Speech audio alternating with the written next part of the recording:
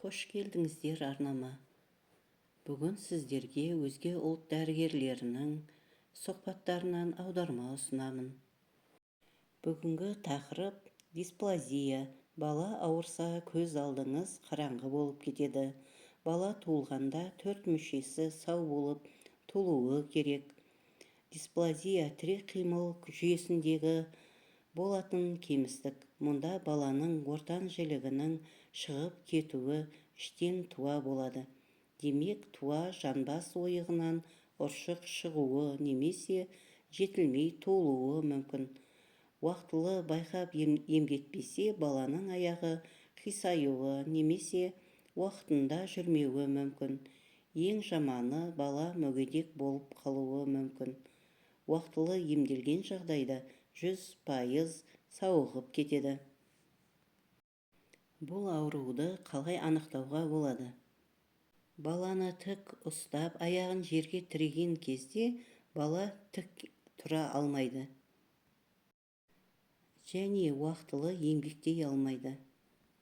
Және баланы ет бетінен жатқарып қарайтын болсаңыздар, сан еттеріндегі сызықтары әр түрлі болады. Рентгенге түсіргенде ұршық сүйектің басы жетілмей тұрғанын байқауға болады. Немесе бүтіндей жоқ болып туылуы да мүмкін. Жанбас ойығынан ұршықтың басы шығып кеткенде бала аяғын қалыпты жағдайда қозғай алмайды. Себебі ұршық орнынан шығып кете береді. Себебі оны ұстап тұратын жайы немесе ілініп тұратын жайы болмағандықтан. Кейде тіпті бала аяғын ешқандай да қозғалта алмауы мүмкін. Тума осылай туылғандықтан балаға ауру сезілмеуі мүмкін.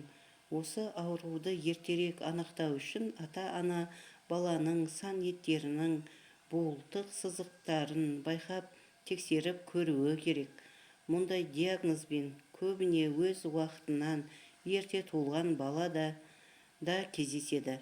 Бала толық жетіліп туылуы үшін ана құрсағында 9 ай 9 күн жатуы керек. Бұл бірінші себебі. Шала туылған балалардың бәрінде осы диагноз бар деген сөз емес әрине. Екінші себебі, бала ана құрсағында жатқанда бала ағзасына керекті витамин минералдардың жетіспеушілігі. Етті тағамдар, көкөніс, жеміс, жидек немесе токсикозбын деп тамақ таңдап жемесе, әлсіз бала дүниеге келуі мүмкін. Келесі үшінші себебі, жүктілік кезінде қан аздықпен, яғни анемиямен ауыратын болса, оны емдемесе, зат алмасу процесінің нашарлауына себеп болады. Бір киноларда аяқ-қолы балғадай, екі беті нарттай әйел ал палуандарды туып береді деп әзілдеп жатады. Әзілде болса, астарында шындық бар.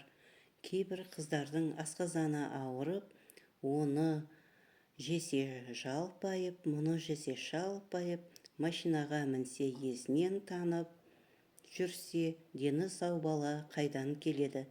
Әрине, бұл әзіл. Бұл дисплазияны уақытында емдемесе, өскенде бір аяғынан бір аяғы келте болып, ақсаңдап жүретін болады. Келесі төртінші себебі. Ата-анасының біреуінде дисплазия болған болса, балаға өтуі мүмкін. Бұл 100%-дық емес әрине.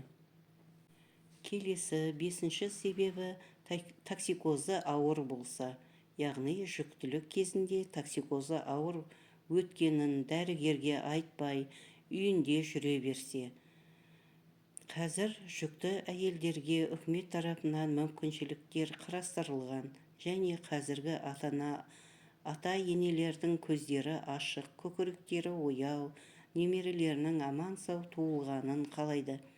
Жүктілік кезінде 1 апта 10 күн больницаға жатып емделуім керек екен десеңіздер, әрине жатпа деп айтпайды.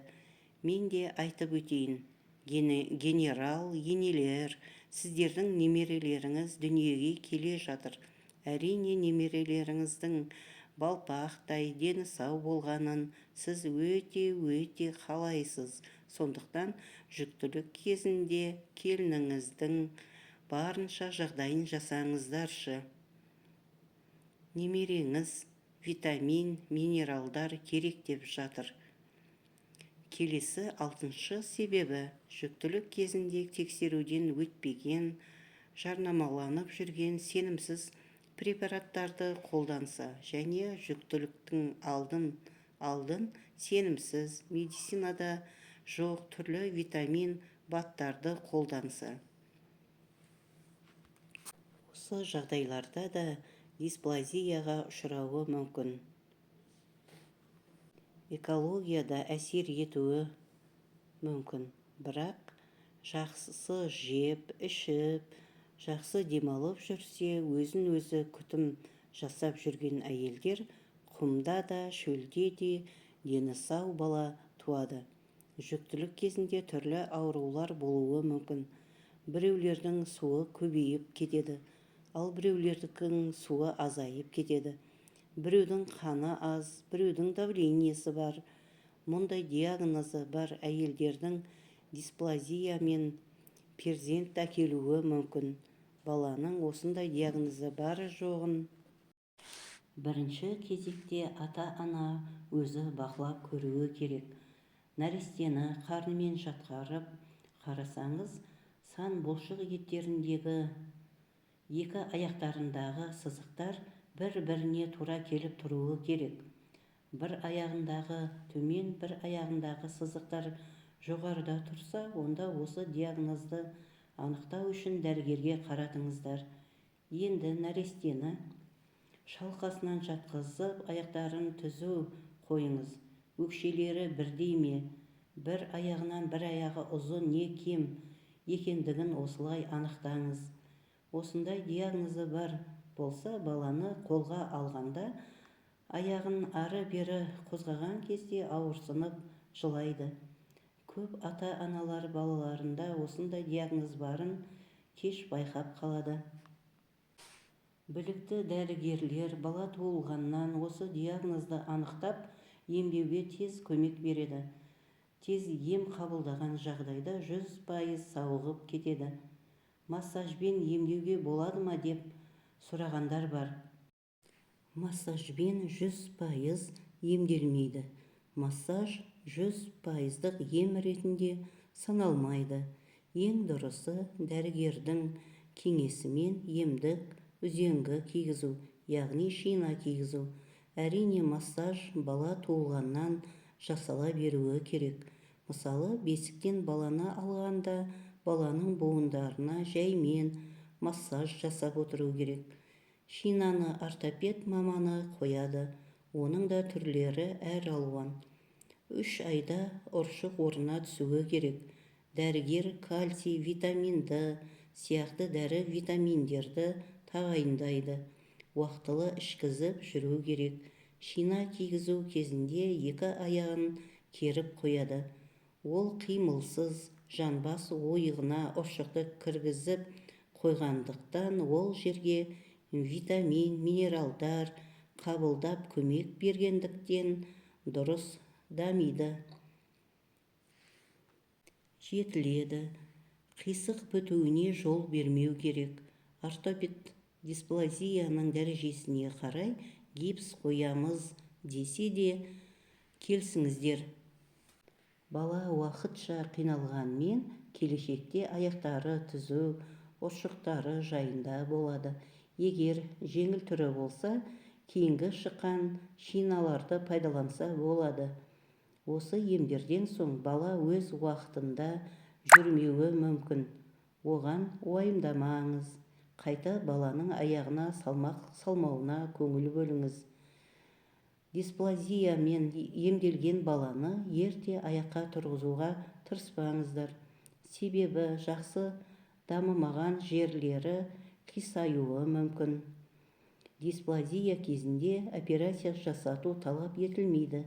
Егер осы диагнозды байқамай баланың жасы ұлғайып кетсе, онда эндопротез қоюы мүмкін. Қазір медицина дамыған. Тек өз уақытында медицинаға жүгінсеңіз, бәрі жақсы болады. Ортопед мамандарының, дәрігерлердің бақылауында болсаңыз, балаңыз ештеңе көрмегендей болып сауығып кетеді. Осы видеоны тыңдаған болсаңыз, Алланың перзент бергеніне шүкіршілік етіп, балаларыңызды сүйіп қойыңыздар. Аударманы осы жерден тоқтатамын. Аударма пайдалы болса, арнама тіркеліп, лайк басып, комментарий жазып, осы қазақша контенттің дамуына көмек беріңіздер. Егер қоңыраушаны басып қоятын болсаңыздар және все деген точкасын басып қойсаңыздар, сіздерге жаңадан шыққан видео туралы мәлімдеме барып тұратын болады. Тыңдағандарыңыз үшін көп-көп рахмет.